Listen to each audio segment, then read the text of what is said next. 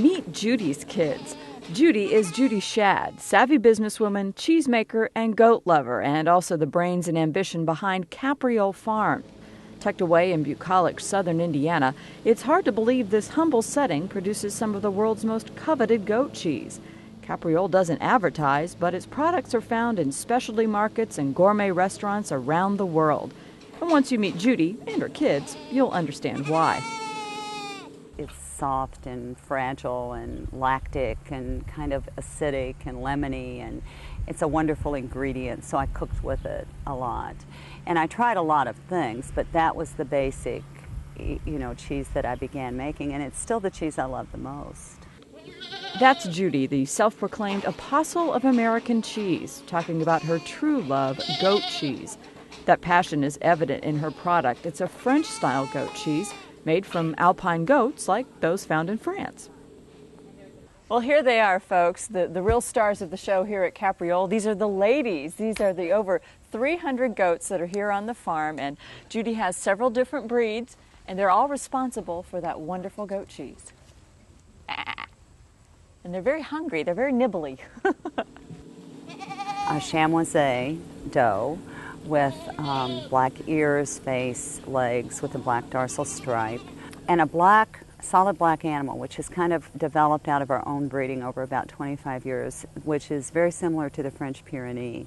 And then we do Saanen, which is also very typical of the French animals, and we add a little fillip to that with the Nubian breed, which we add kind of breed back and forth, crossbreed for our purposes of butter, fat, and protein, which of course are the solids that go into the cheese. Yes, the cheese, that luscious lactic curd, is the building block for an array of Capriole goat cheeses. It's made a lot like yogurt, tiny amounts of coagulant, tiny amounts of culture. But Judy says it's how that basic cheese is shaped that makes the difference in flavor. Cheese, like wine, is a living thing. Bacteria or mold, sounds icky but it's not, is what gives cheese flavor. Each shape or mold ripens at its own pace, thus imparting a unique flavor in every Capriole cheese. Be it Wabash Cannonball or Crocodile Tears or Sophia, her true homage to classic French goat cheese, nutty, acidic, and earthy. It's still that soft, fresh curd. It's at this point about 2 weeks old. At the point it gets to the customer, it will be closer to 3 weeks. This mold will have become all squiggly and wonderful, like the best of the French cheeses, Saint-Maur, Poulenay, Saint-Pierre. Capriole makes its mark with Bagnon, goat cheese wrapped in bourbon-soaked chestnut leaves. It's a blend of centuries-old French technique and Midwestern flavor. The cheese takes on an almond-like flavor and caramelized aftertaste, buttery, rich, and smooth.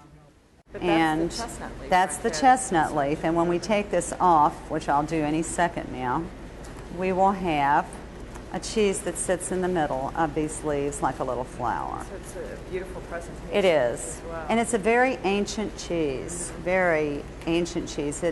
They have found molds in France that in the little village of Bagnon that date back to 800 AD. And then there's the Mount St. Francis, the stinkiest and most flavorful Capriole offering of all. And you can smell it, I'm sure. Yeah. And those red molds that you see on the outside are a combination of molds and yeasts in a family called B. linens. And that's the flavor that you get in a French Munster or a Livarot. It's much more pungent. It's very, very, well, we call it the stink. Almost, yeah.